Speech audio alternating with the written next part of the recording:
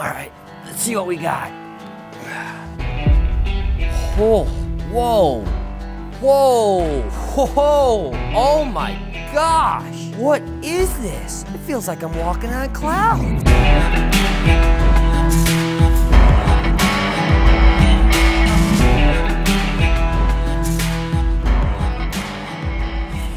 Can you do me a favor? Stand up. What I want you to take your one leg, let's say it's your right leg, and I want you to just let that knee wobble back and forth, right? Pretty loosey-goosey. Now, I want you to take that right foot, grab the ground with your toes, and press into the ground as hard as you can. Now, I want you to try to move that knee again. It's not happening, is it? If it is happening, you're letting that foot go, and you need to learn better how to grip the ground with that foot. So remember, no foot, knees all over the board. But as soon as I grab that ground and press down, now I've created all that tightness, that tension, I can't move. And let's do one more little party trick while we're at it. I want you to arch your back, right? Something that you really wouldn't want to do, especially if you're pressing overhead, but just do it anyway. So we're going to arch that back, we're going to let that back, and it's a nice little stretch, don't get me wrong. Now here's what I want you to do. I want you to take both your feet, grab the ground, push as hard as you can. So I'm pushing down, pushing down. Now try to get those ribs up again, try to bend backwards. Continue pushing. If you are able to do this, you've let go of your feet. Science says that the more I press down, I lock in. I can't move my ribs anymore. Huh. Way to go, science. See, we follow this thing called the joint-by-joint approach that was established by two really smart people. And the thing that they're saying is that each joint in your body has a general responsibility. It's either stability or mobility. Now, as we look at the foot, see that foot, there's a lot of things going on in that foot, and there's many joints in that foot. But we just look at the overall structure of the foot as a stable joint. And then we look at that ankle as a mobile joint. And then the knee.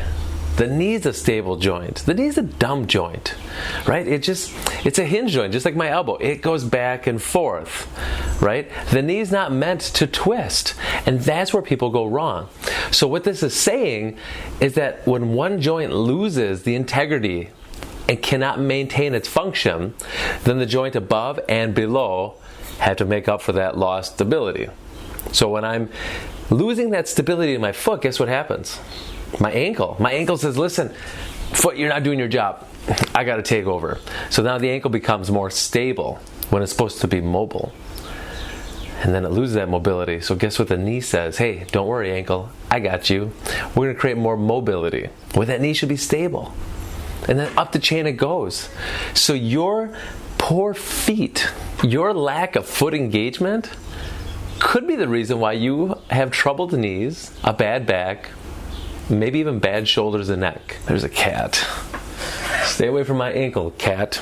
If you have a structural foot problem and you've been prescribed to wear certain orthos and things like that, I'm not talking to you. Okay, you can continue listening because you might be able to convey this and share this to a friend of yours. As the dads, right, we love our New Balance shoes. You know, the white socks, shorts, the New Balance shoes. You know, it's the plush life, right? But the problem with a lot of those shoes is the fact that those soles are atrocious. Those soles offer you no stability. It's very wobbly. So if you go to exercise, if you're running, even walking, trying to squat in those, you can't keep those feet. You can't grab the ground with the toes. And you can't make that engagement. So what happens? Just like I talked about, ankle becomes more stable, your knee becomes more mobile. How many times you come out of a squat and maybe a knee caves in, maybe both knees cave in? That problem could be easily rectified. Wow, I used that big word today. That problem could be rectified if we learned how to use those feet. Sometimes what we do at the gym, it's still like people, hey, grab the ground with your feet. A lot of people are so unaware of how to actually do that we have to give them some external feedback.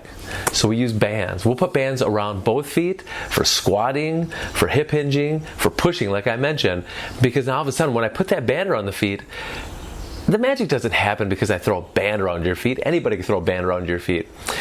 Where the rubber hits the road is the intent. To break the band with your feet. So you have to literally grab the ground with your feet and push that band apart because you don't want to let the band roll you inward, because that becomes a problem.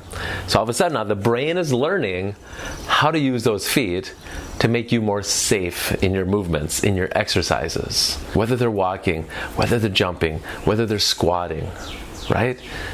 All those movement patterns, all those exercises, any of those aches and pains could be better resolved by maybe kicking off those shoes, learning to use those feet.